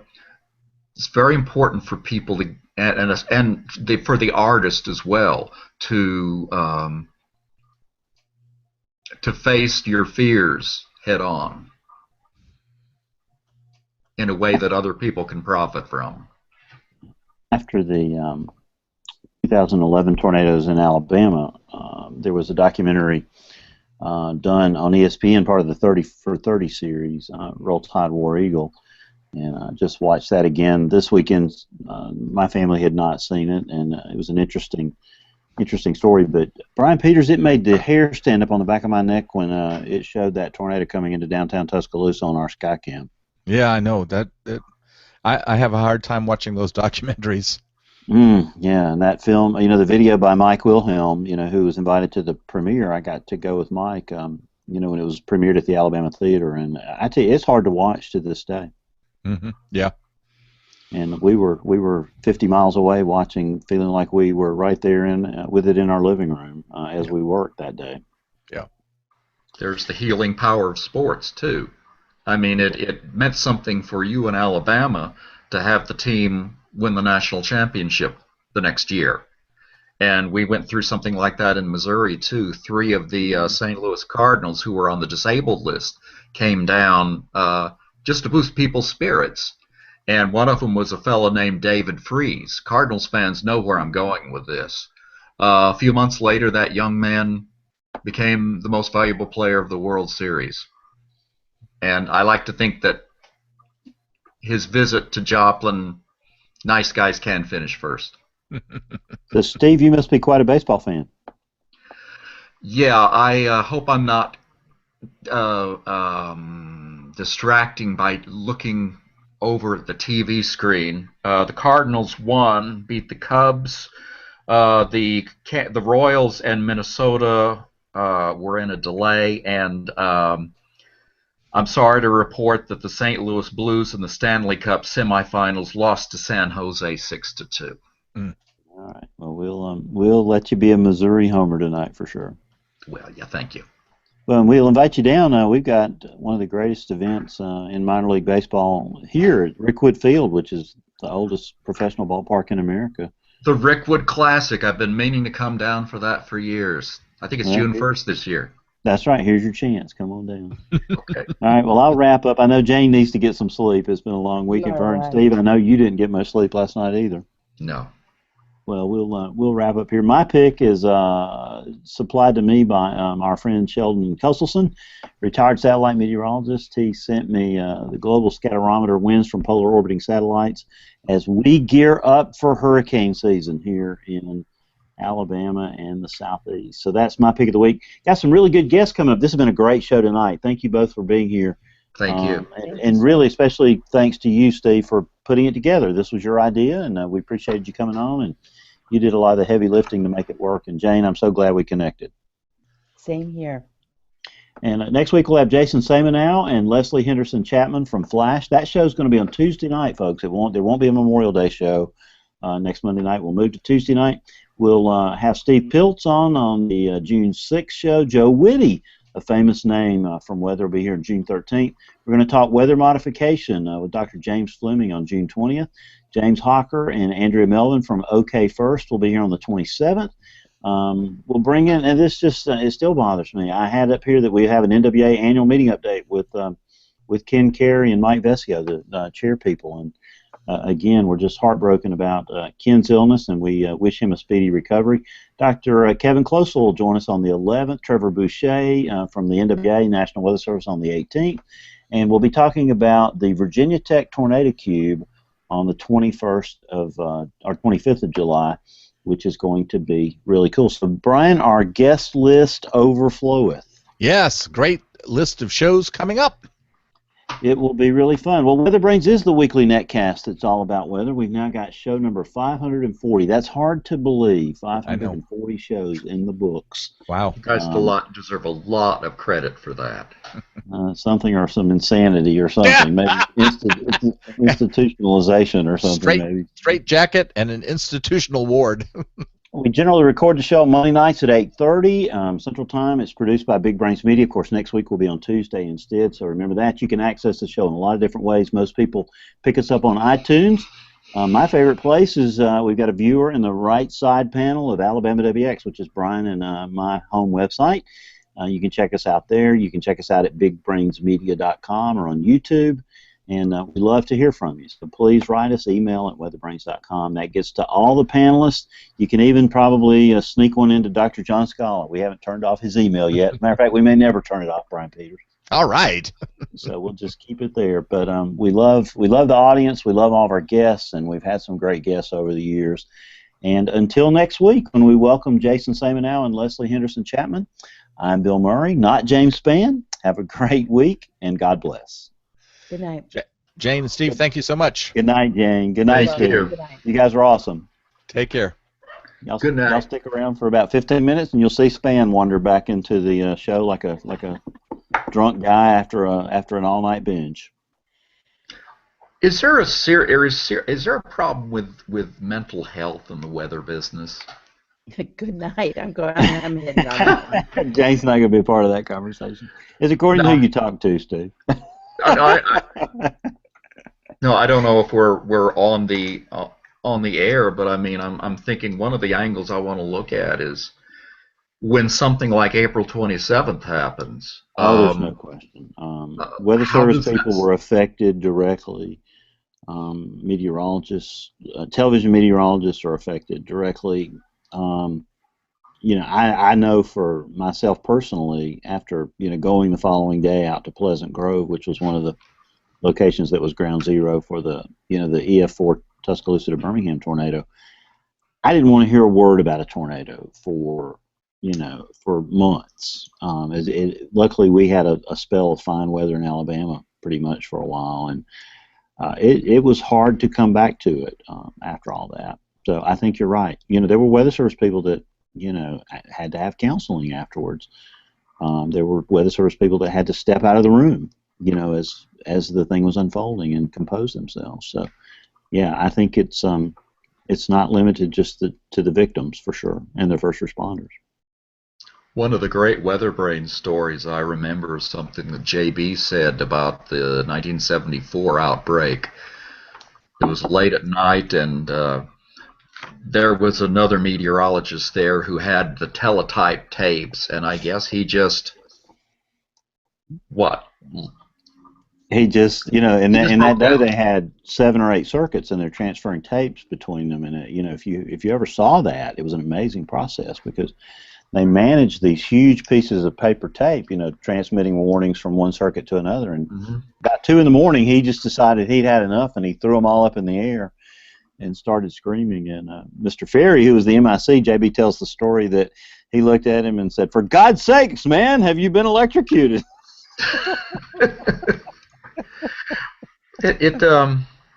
I don't know. I just think about what it must have been like in Springfield for one of the NWS guys there to see the debris ball start to form. And even if you've done everything right, even if you've done everything in your power, it's still happening.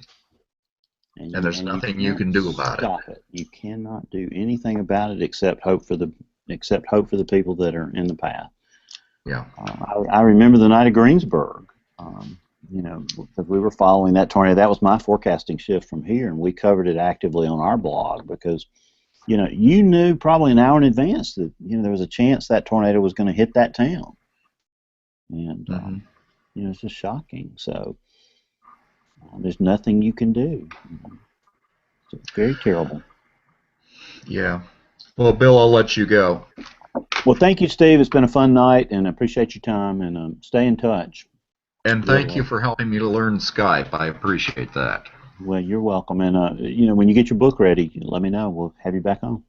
Okay. Well, I actually want to talk with you guys at some point and get your thoughts on some of the topics. Well, yell at us anytime. I'm sure James would love to, do another hangout with you, especially because he would have a lot of good input for you. Oh, tell him that we have a TorCon of 2 tomorrow, probably due to global warming, and that we're okay because we have the sirens. We can hear them indoors. You probably gave him a level 3 apoplectic fit right there, Steve. So. Yeah, and I've screwed my chances of being invited back. Thanks a lot, Bill. Thank you, Steve. Bye-bye.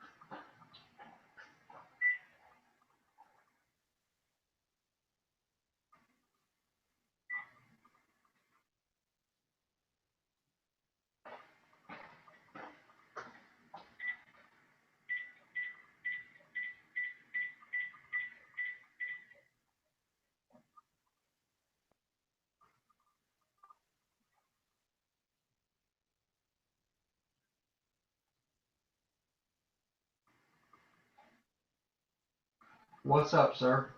I'm just finished.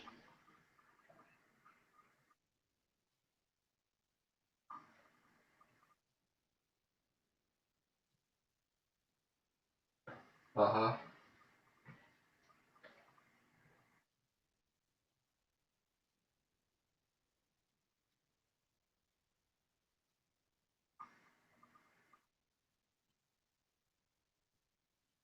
I was thinking about that myself. I mean,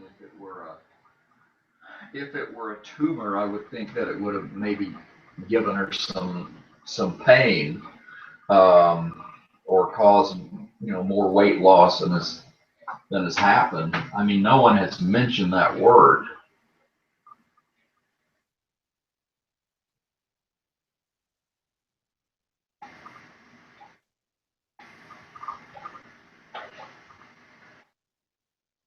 Mm-hmm.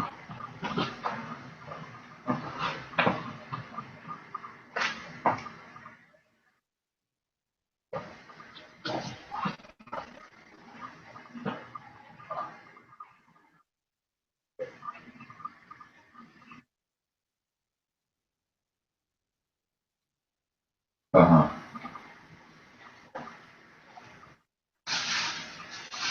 Uh-huh.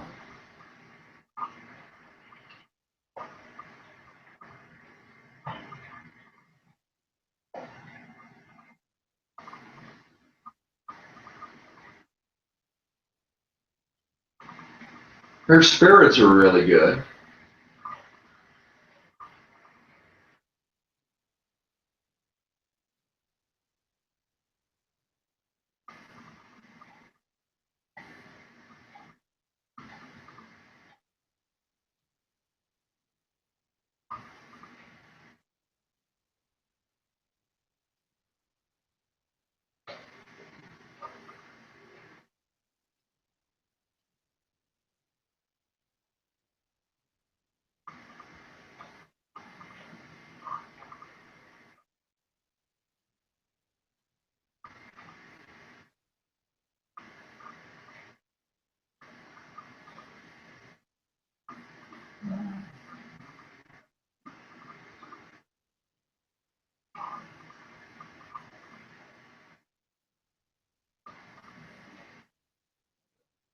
No, I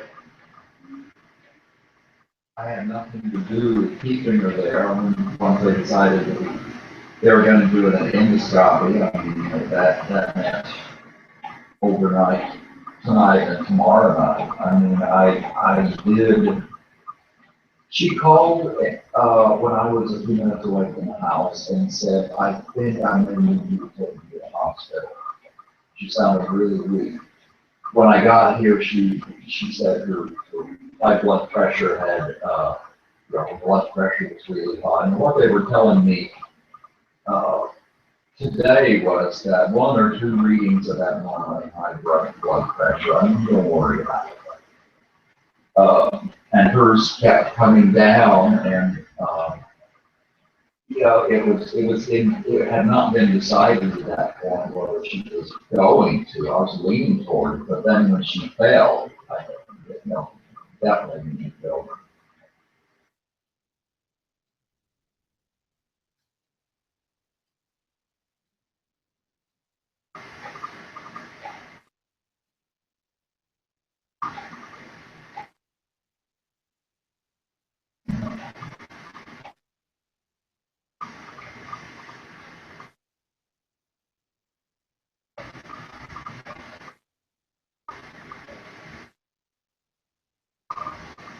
I think it's something fixable because she does seem so much better today, and her legs are better. I don't know, low sodium, fatigue from not sleeping the night before, maybe still coming back from pneumonia. I don't know, but I mean, it didn't. If she bounced back this quickly, I don't. It sounds like something that can be fixed, but I'd like to know what it was.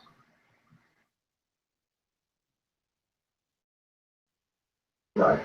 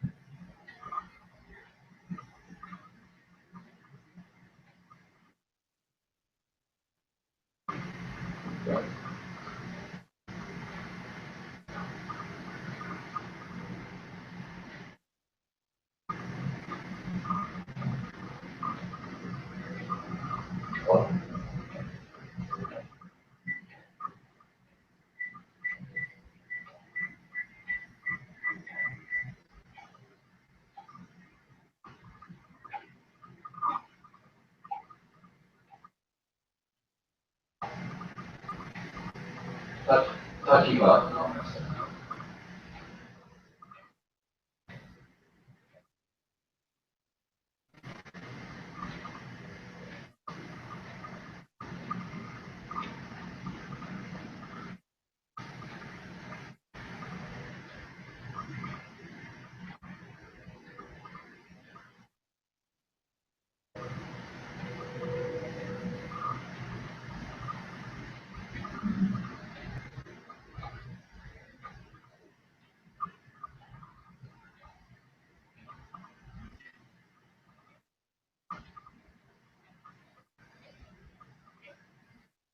Well, I would just tell her that this comes with being 86.